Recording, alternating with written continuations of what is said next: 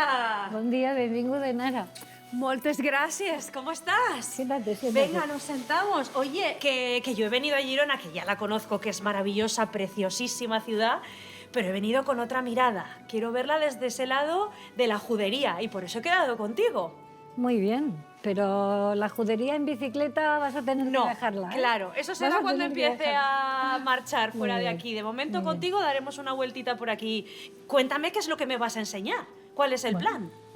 El plan que tú quieras, porque Girona, como tú has dicho, tiene muchas miradas. Entonces, ahora estamos en una zona que es como la perla de la ciudad, es una zona muy íntima, muy recogida. Estamos en un jardín precioso, que es el núcleo del Museu d'Història dels Jueus de Cataluña, y donde se explica un poco toda la historia de cómo empiezan las comunidades judías en este territorio, de qué viven, cómo viven, cuál es su historia, hasta que llegamos pues, a la expulsión de los judíos de España en el 1492 y luego todo el periodo de la Inquisición hasta los tiempos actuales. Porque además lo que hoy se ve, a pesar de ser uno de los barrios judíos mejor conservados de toda Europa, pero lo que se ve hoy ya no es exactamente igual que lo que hubo aquí en el siglo XIII o en el siglo XIV. Pero lo que sí hemos hecho es una gran labor de investigación científica para ver dónde estaban las calles, qué se situaba y para entender cómo era el funcionamiento de una comunidad dentro de otra comunidad. Porque luego perdimos esas trazas, olvidamos mucha parte de nuestra historia. Y habéis hecho ese trabajo de recuperación. Exactamente, un trabajo para todos, pero con una voluntad también de que sea un trabajo pedagógico y didáctico para que las nuevas generaciones entiendan que las sociedades son plurales, que las sociedades no todos pensamos lo mismo ni todos hablamos igual. Y eso es lo bonito. Y eso es lo ¿verdad? que nos marca las diferencias, porque imagínate que te vas en bicicleta por todo el mundo y que empiezas a encontrar lo mismo en todas partes. Va a llegar un momento que dejarás de ir en bicicleta, ¿no? Ese es el encanto de viajar, ¿verdad? Claro, claro. Y eso es un poco la pretensión. Entonces, bueno, es una labor de equipo, de los arqueólogos, de los urbanistas, de los historiadores, de poco a poco ir encajando esas piezas que la historia casi olvidó y viendo a través de los documentos, de las certezas históricas que podemos ir formando, y a partir de aquí es como reconstruir el puzzle, ¿no? Vas encajando las piezas y vas encontrando. Y cada cosa nueva que se encuentra, como hace poco que encontramos el mikvé, el baño ritual, pues es una gran alegría, porque es como resituar en la ciudad cosas que fueron, que estuvieron, que alguien las utilizó, que alguien las amó, que alguien las conservó, que luego se olvidaron y hoy las retomamos, pero como tú decías, con otra mirada. Porque hay una cosa curiosa que ocurrió aquí y ocurre en muchas otras ciudades.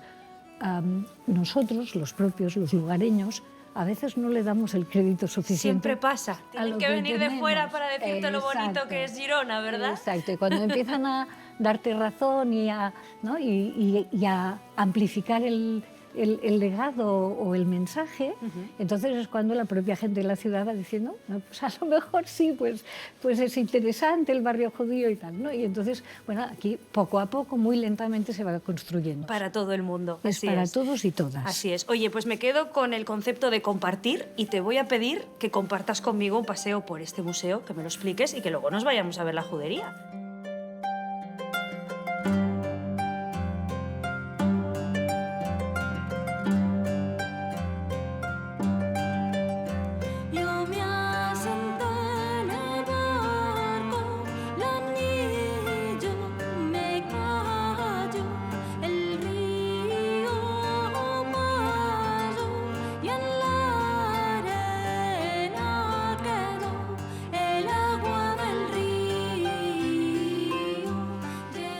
Aquí llegamos, hasta aquí nuestro recorrido de hoy por la judería de Girona, Talcall, y aquí te dejo, en Casa Cúndaro, aquí en la pujada de la catedral número 7. ¿Qué me voy a encontrar aquí?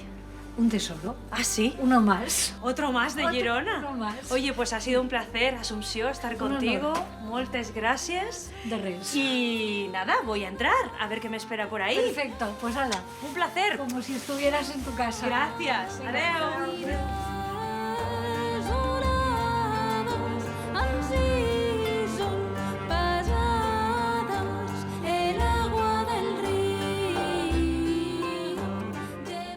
Hola, Gerard. Hola, Inara. ¿Qué tal? Que te han liado, ¿no? Para Me que han me liado. esperes. Siempre. Y me cuentes cosas. Me han dicho aquí Casilda y su hija Yolanda que eres historiador. Soy historiador e investigador de tema judío. Ah, pues cuéntame cosas, que esto me interesa mucho, por eso te han liado. Me han liado. ¿De dónde vienes tú? A ver, ¿por qué? ¿Por qué eres historiador? Yo Te tengo... gustaría, ¿no? Desde pequeño. Me encanta Girona, me encanta su pasado judío, me encanta sus calles, me encanta sobre todo el tema cabalístico. Hemos ayudado a fundar muchas cosas aquí en Girona, desde los caminos de Sefarat en el año 92. Y Casa Cundaró es una de las casas más bien conservadas, una casa romana del siglo III, donde entraron una comunidad judía en el siglo IX hasta el siglo XV. Muy importante, muy bien conservada. Y esta familia ha hecho algo muy especial, que ha sido no tocar ninguna piedra. Ninguna. Fíjate si es fácil. Es muy fácil. No toque nada a nadie. No tocar nada. Eso es lo que le gusta a los historiadores, ¿no? Encontrarse todo tal cual estaba. Me imagino que a ti también. Me encanta. Las piedras hablan y aquí más. Tenemos una plaza romana dentro de la casa. Tenemos unos baños judíos, no rituales, pero unos baños de mujeres. Tenemos una segunda casa, que es esta de aquí abajo, que todavía está por sacar toda la tierra. Tenemos todavía puertas y ventanas cerradas de la bula papal, que obligaba a los judíos a no pasar, ni tener puertas ni ventanas que pasaran por calles cristianas. Y la verdad que hay una historia muy viva todavía. ¡Wow! Increíble. ¿Qué te dicen aquí las piedras en esta casa? Aquí me dicen las que están todavía intactas, que nadie las ha movido desde el siglo I y del siglo III. Esto es muy importante porque normalmente la gente lo que ha hecho cuando compra una casa en el CAI, en el barrio judío, lo que hace es habilitarla a su medida. Y hay muy pocas familias, solo 3 familias en el barrio judío de Girona, que realmente conservan esta tradición de no tocar nada. Un privilegio tener esta casa aquí. Pues la verdad es que sí. Sí, y un privilegio escucharte también, ¿eh? Gracias. Que lo sepas, ha sido un placer. Yo me tengo que vestir ya de ciclista. Pues, date porque lo voy prisa. posponiendo y no me quiero ir de Girona de lo bonito que es, pero tengo que empezar a recorrer ya Tienes que moverte. todas estas tierras, la Tienes que Garrocha. moverte. Tengo que empezar a pedalearla. Así que nada, Gerard, un placer Muy bien, que haberte te vaya escuchado. muy bien en Besalú. Gracias.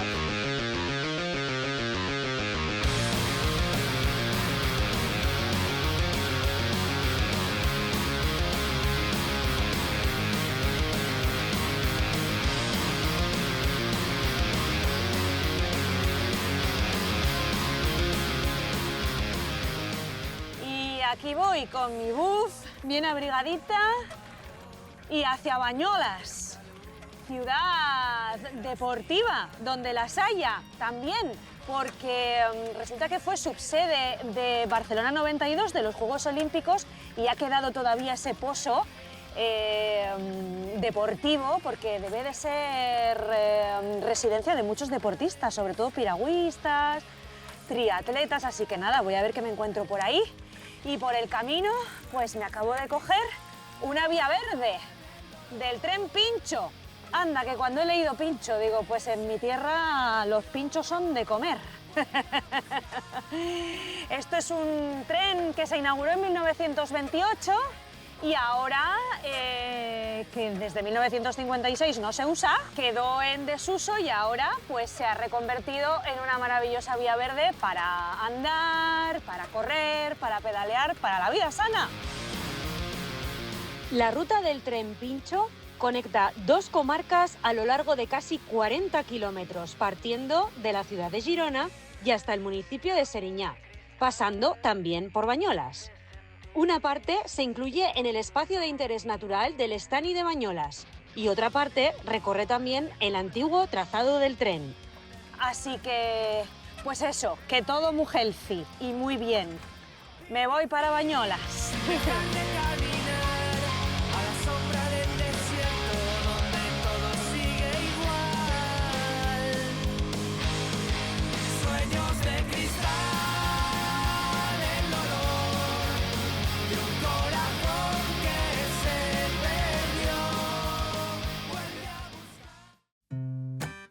Never thought too hard about it.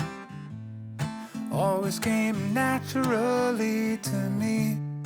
Never put a foot out of line. Mercè, moltes gràcies por haberme invitado a tu hotel tan vinculado al ciclismo y al deporte, así que me siento como en casa, ¿eh? Perfecto, es lo que nos interesa. Bañolas es una ciudad, además, muy vinculada también a toda la práctica deportiva, ¿no? Así que no es casualidad. No, desde el 92, con los Juegos Olímpicos, nos dimos a conocer al mundo y mucha gente viene a entrenar aquí. Y los mismos deportistas de Bañolas no paran con la bici, bueno, sus entrenos, todo. Cuando he venido pedaleando, de repente, conforme más me acercaba, más gente haciendo deporte me he encontrado. Así que aquí lo tenéis muy dentro de vosotros, ¿no? En vuestra vida diaria, la práctica deportiva. Sí, además del lago es una medida que va muy bien para andar, para la gente mayor, los jubilados que no pueden ya correr tanto. Es los kilómetros que más o menos aconseja andar el médico, ¿no? A diario. Y para los deportistas que quieren entrenar es como un circuito. Todo el mundo puede hacer algo, ¿verdad? Moverse un poquito, una vida activa, sea en un nivel o sea en otro, ¿no? Sí, sí. Sí. Oye, ¿y a ti cómo te surge la idea de montar este hotel enfocado a los deportistas? Bueno, empezamos como un poco una ilusión, pero enseguida formó parte de un comercio y de un negocio que iba subiendo y nos hemos enfocado mucho al deportista por el entorno y lo que no podíamos era mezclar. Pues nada, yo me voy a ir duchando y quitándome culote, maillot y demás y disfrutar de tu hogar. Pues te esperamos en la cena. Un placer. Always tried to be a good neighbor.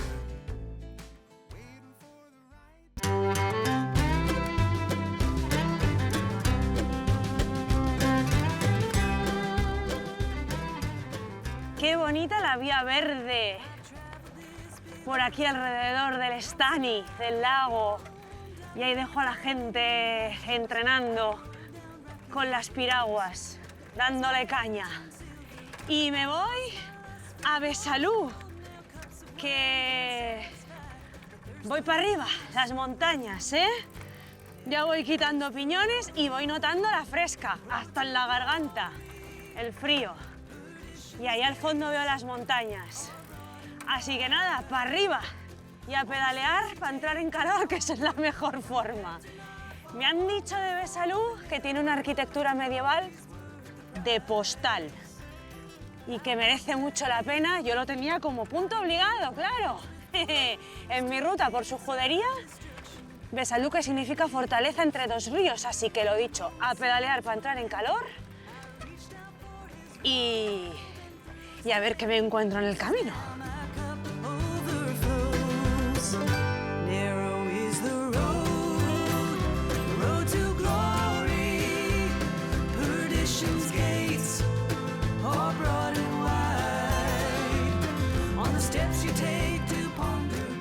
Hola, Lourdes. Hola, buenos días. ¿Qué tal?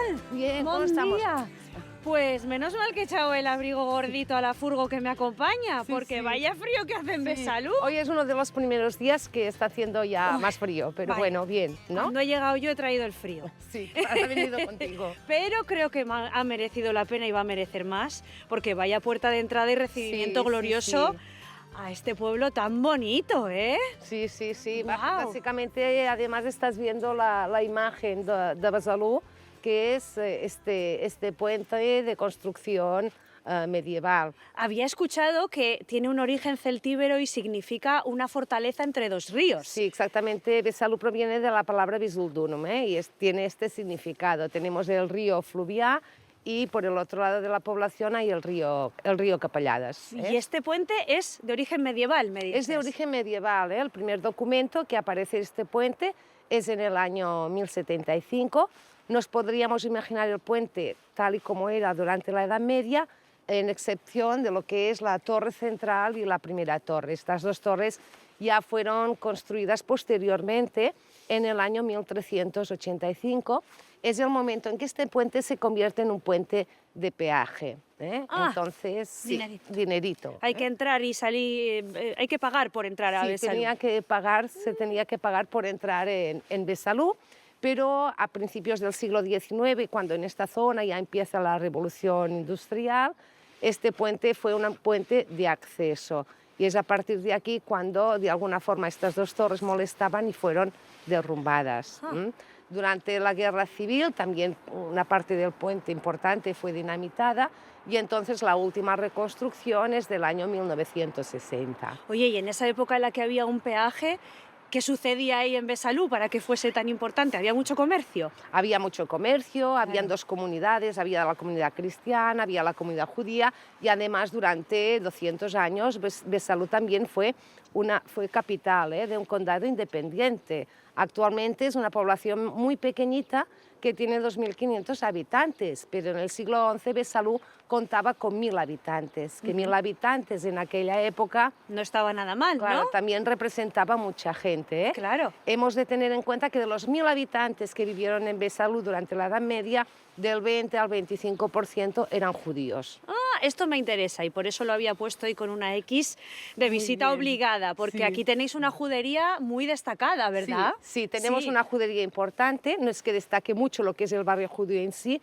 pero sí que hay un edificio que es muy interesante, que es el Mikvé, que son los baños judíos de purificación, y también en la parte superior hay las excavaciones de lo que fue la sinagoga. He leído por ahí que es uno de los mejores mikvés conservados en la actualidad, ¿verdad? Sí, fue el primer mikvé descubierto en España y el tercero descubierto en Europa, entonces sí que está muy bien conservado. ¿Y por qué hasta aquí llegó un asentamiento tan importante de judíos? Básicamente fue también por la situación geográfica, ya que Besalú se encuentra en el cruce de lo que eran las tres vías más importantes, la vía Olot, que era la que llevaba dirección a los Pirineos, la vía Empúries, dirección al mar, y la vía Girona, que fue capital de obispado. Entonces, debido a un enclave también estratégico, Claro. se consiguió que aquí vivieron pues, estas dos grandes comunidades, especialmente la judía. Oye, ¿y tú toda esta sabiduría que tienes y que me estás contando y me está encantando, de dónde te viene? ¿A qué te dedicas? Estoy en la oficina de turismo, también hago visitas guiadas. Me encanta la historia de Besalú y especialmente pues, la historia judía. Se te venía ya de vocación, Exactamente. amor ya desde siempre por la historia y por Besalú. Y por Besalú, ¿Sí? exactamente, sí. Color que al oro parecía, con grande mansija se fue del rey, y el rey que la vio venir pedrió su tino a la color del vino. Que es la tu venida, Esther, que es la tu demanda, un convite quiero hacer en la tuya casa, con toda tu compañía y jamás. Oye, ¿y ahora dónde estamos? ¿Este lugar al que hemos salido aquí otra vez al sol? Sí, este lugar también es muy especial porque toda esta parte es donde se encontraba la sinagoga. La sinagoga está documentada del año 1264 y entonces se hicieron estas excavaciones y desde aquí se permite ver cómo podía ser realmente una sinagoga en la época medieval. Que son todos estos restos que quedan, Son ¿no? todas estas bases de restos que quedan. De hecho, una sinagoga en la época medieval nunca podía ser más grande a una iglesia católica. Y eran edificios que desde la parte exterior no diferían de cualquier casa normal y corriente de la época, pero sí que en su interior pues tenían unos espacios muy diferenciados. Había la escuela, que era el lugar donde aprendían a leer y a escribir hebreo. Tenían la escuela superior, que son estos restos de aquí, que era donde de aquí salieron médicos importantes. En Besalú están documentados 20 médicos judíos, de las cuales algunos fueron eminencias médicas muy importantes. Y después tenían la parte, digamos, de oración, que era la parte donde encontrábamos el lugar de oración, que solamente era permitida la entrada a los hombres, y en la parte superior había una galería, donde las mujeres desde arriba podían escuchar y ver las oraciones de los hombres en la sinagoga. Y hoy en día, ¿qué se puede hacer en Besalú? Aparte de todo lo que me has enseñado, que me has enseñado muchas cosas muy bonitas, pero ¿qué hay de lo del comer y lo del beber? en Sí, Besalú. sí, A ver, también hay también de una- eso habrá bien, ¿no? Habrá bien, sí, la gastronomía también es importante y entonces tenemos un licor que es la estrella de lo Uy. que es Besalú, que es la ratafía. Ratafía. Ratafía. ¿Y eso en ahora qué consiste? Ya verás, lo vas a probar. ¿Ah, sí? Así entramos en calor, ¿no? Entramos en calor. Venga, también. pues vamos. Vamos.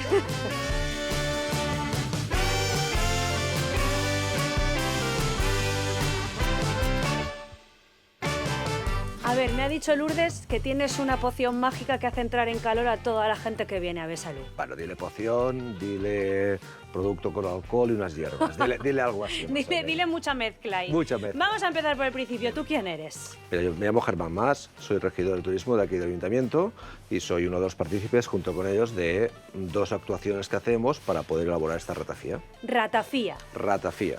Ratafía Vaya nombrecito, ¿eh? es un nombre peculiar, pero es lo que encontrarás en cualquier sitio que preguntes por ratafías y rápidamente te identifican con este licor. ¿En qué consiste este licor?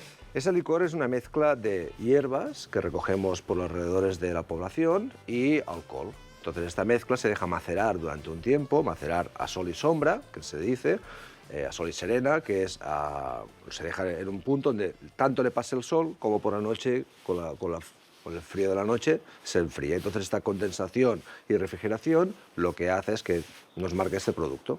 ¿Y qué hierbas lleva?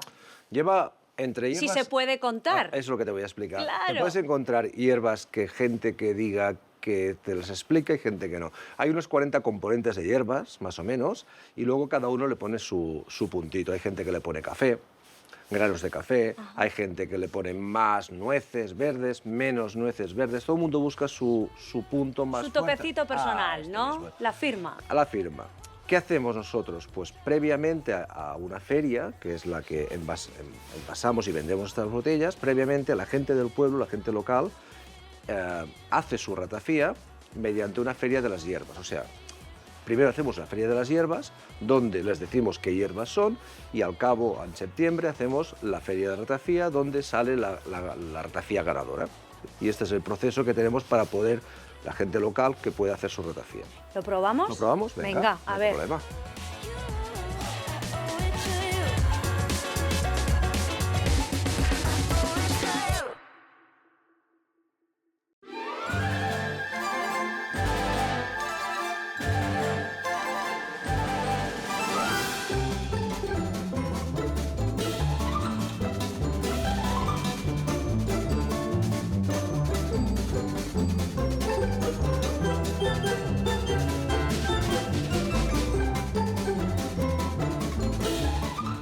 Yanis, no me esperaba encontrarme un museo del circo en Besalú. Salud. Bueno, hace ya 3 años y medio que abrimos el que es el único museo profesional de circo que existe en Europa. De momento es un edificio racionalista que ocupa exactamente el lugar donde había la casa del abad del monasterio benedictino de San Pedro. Son 3 plantas, ya 1.500 metros cuadrados, pero ya muy prontito lo que estáis viendo ahora se va a triplicar porque añadimos todas las dependencias monásticas del mismo monasterio, con lo cual será probablemente el mayor museo del circo del mundo. Va a ser todavía más grande que lo que me has estado enseñando. Como menos 3 veces más. ¡Guau! Bueno, hazme un resumen de todo esto porque, no sé, es todo color, todo explosión, todo fiesta, todo habla también de otro tiempo, ¿verdad? De hecho, al visitante le invitamos a ver una selección de piezas de una de las colecciones sobre tema de circo mayores que hay en el mundo. Como estáis viendo, hay una gran diversidad de piezas distintas, desde vestuario, autógrafos, programas, pósters, fotografía.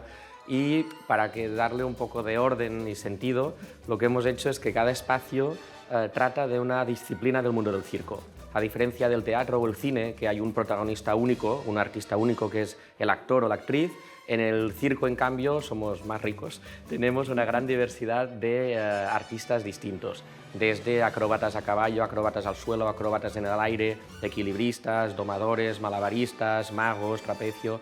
Entonces, eso lo que hemos diseccionado estas disciplinas y además en cada gran familia de disciplinas se ramifica, como estáis viendo, ¿no? Si hablamos de equilibristas, pues hay los funámbulos, los patinadores, los perchistas y así, e incluso el circo es un arte combinatorio. Es posible que un equilibrista que es funámbulo, o sea que camina sobre el alambre, para hacerlo más difícil todavía, pues esté haciendo malabares. Y un poco lo que contamos en el circo es que el circo es algo global, que hay circo en todo el mundo, que el circo es un espectáculo muy joven, porque se inventó en Londres hacia 1768, o sea que estamos hablando solo de 2 siglos y medio. En la historia es casi antes de ayer, ¿verdad? Es nada.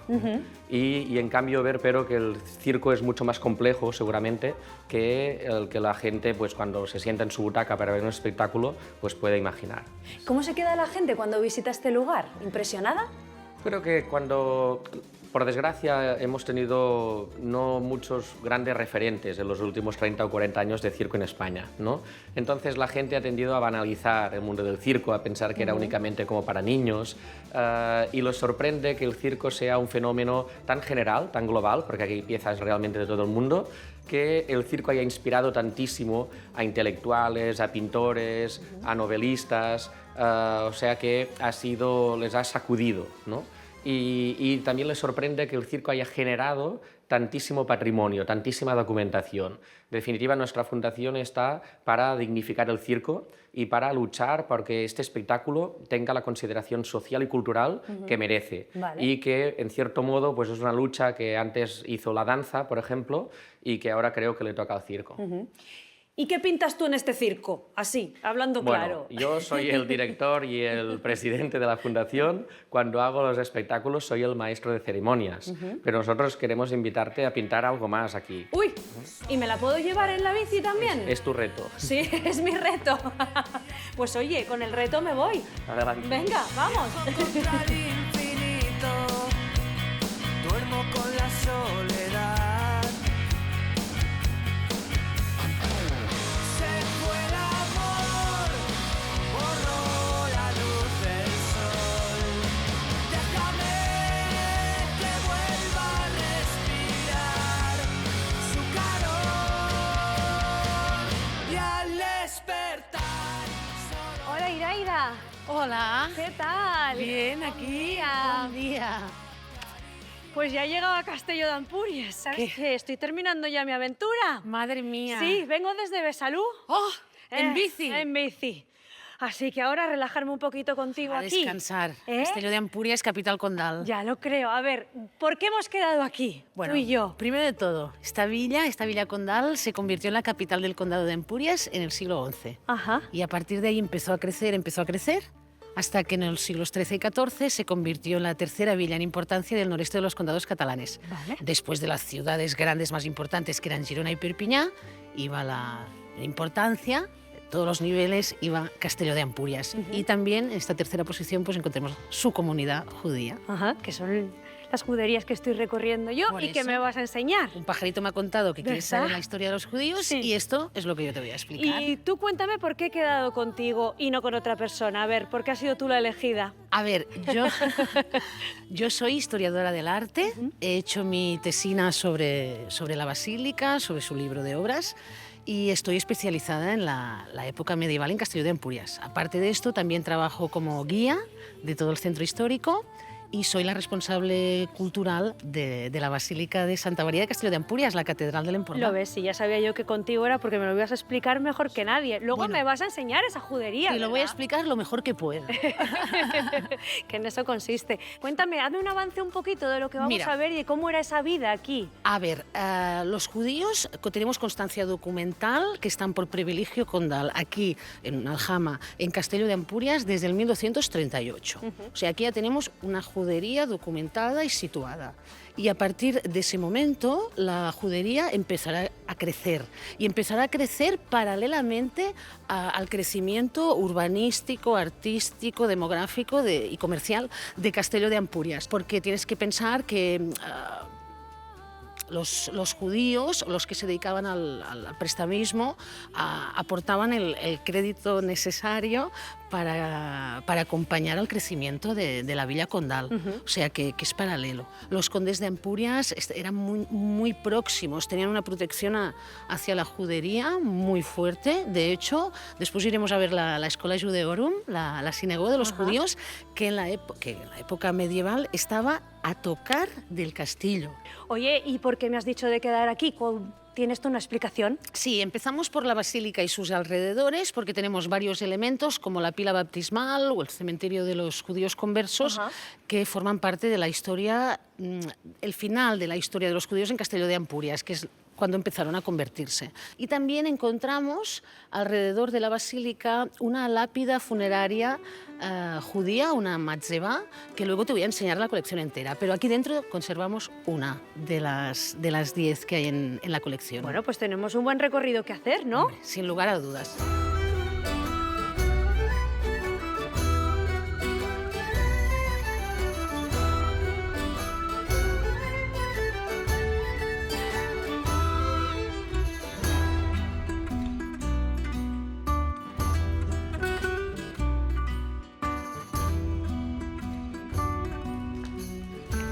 Ariana, bon dia. Bones. Hola. Bon dia. ¿Qué tal? Bé, i tu? Bé. Mira, te presento a Ainara Hernando. Hola. Buenas. Buen día. Buen día. ¿Qué tal? Bien. Ella ha venido a descubrir la historia de la judería de Castelló de Ampurias y, bueno, venimos para ver si le podrías enseñar los restos arqueológicos de la sinagoga. Sí. Claro, que me ha contado que esto tenía que ser un punto obligado en mi visita aquí en Castelló de Ampurias, ¿eh? Lo es, lo es, Sí. lo es. Sí. Cuéntame, ¿cómo encontrasteis esto? Mira, esto empezó hace ya unos cuantos años, cuando se empezó a finales de los 80, principios de los 90, historiadores y interesados en la historia de este pueblo pues empezaron a hacer investigación histórica en archivos y empezaron a salir documentos acerca de la historia judía, de los judíos, y documentos relativos a la sinagoga. Y a raíz de ahí pues empezaron más estudios, y Mossèn Miquel Pujol fue un cura que le interesaba la historia judía de este pueblo y fue... Cura historiador. Exacto, exacto. Un poco de todo. Un poco de Sí, todo, sí, un poco de sí. todo. Fue de los primeros que señaló esta casa como la sinagoga de los judíos, y a raíz de ahí, pues bueno, historiadores que llegaron detrás de él pues se interesaron más, se investigó más, y en el 2014 pues empezamos con las excavaciones arqueológicas y es lo que tenemos a día de hoy. Empezamos. Empezamos. O sea, que ella está metida en el lío. Ella está metida en todo. Ella está Porque metida es en todo. guía, investigadora, un poco. A ver. hija de la propiedad. Jolín, Sí, muchas sí. cosas. A Me ver, toca de cerca, me toca de cerca. Cuéntame todas esas aristas, a ver. Mira, yo esto es a raíz de mi madre, siempre me han interesado las letras, entonces tenía muy claro que yo quería estudiar una carrera de letras, y cuando me llegó el momento pues empecé a estudiar historia, y los primeros trabajos que yo hice de historia pues fueron muchos de ellos relativos a los judíos, la historia judía y los judíos aquí en Castelló. Y a raíz de eso también, pues bueno, cuando se habló con el ayuntamiento de una posible excavación arqueológica en la sinagoga, pues bueno, nosotros pusimos de nuestra parte para que pudiera hacerse. O sea, que la casa era de tu madre, De mi padre. de tu padre. Sí. O sea, lo tenía por todos los lados, Hoy en ¿eh? día es de su. Fíjate, Sí, tenías sí. la historia en casa. Exacto, Tenías la exacto, historia eso en es. casa. Eso es. Qué especial eso, Y a mí ¿no? que me gusta la historia, pues bueno, no podía ser mejor. ¿Dónde la mejor? combinación, exacto. Claro. Ella ha nacido y ha crecido en una sinagoga. Y sin saberlo, igual estabas destinada, fíjate. Puede ser, puede ser. No te podría decir que no. Pero podría ser, ¿no? Podría ser, Oye, ¿y qué sí. siente una cuando lo tiene aquí en su propia casa tanta historia? Pues a mí me gusta, porque como me gusta la historia, a mí me suele gustar mucho que la gente se interese por ello. ¿Y qué más cosas hay? Cuéntame, ¿qué se encontró cuando empezasteis aquí a excavar? Mira, primero, o una de las cosas buenas que yo creo que tiene el estudio que se ha hecho en la sinagoga en este caso, es que se ha hecho un estudio multidisciplinar, que fue las excavaciones arqueológicas, que son los restos que se pueden ver a día de hoy, junto por la Ana María Puig, una Puig, eminencia. exacto, que es muy conocida aquí. Y luego la investigación documental que la hizo Josep María Gironella, que es también de los más... Tus referentes, ¿no? Exacto, un poco, los que saben más. Claro. Entonces se hizo a través de la excavación y a través de la documentación, pues se reconstruyó un poco lo que es la historia de este sitio, y es lo que explico yo cuando nos vienen a visitar. Yo voy a aparcar la bici, si me lo permitís, y entramos a verla. Y todo, ¿Sí? Exacto, y lo Venga. vemos un poco. Es que esto aún no te lo ha dicho, pero esto es el MICB. Pues vamos También, a verlo, esto ¿no? Eso es el MICB. Venga.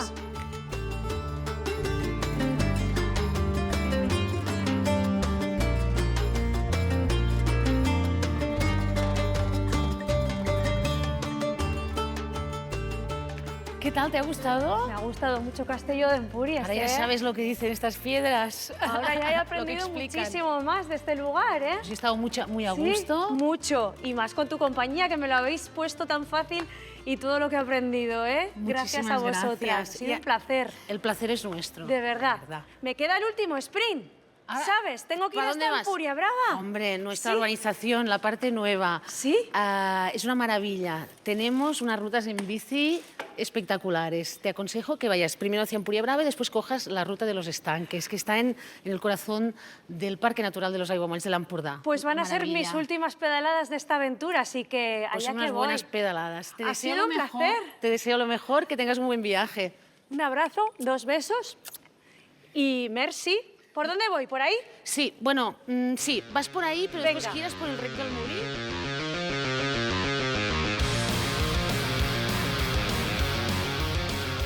Desde Castelló de Empúries podemos acercarnos al mar por el Camino Natural de Muga, una ruta ciclable que tiene un tramo de montaña y uno de mar, y en parte del trazado va siguiendo el camino del río. Siento el fuego que apagó la intensa luz de las miradas. Polvo en mi generación firmó el papel de su traición.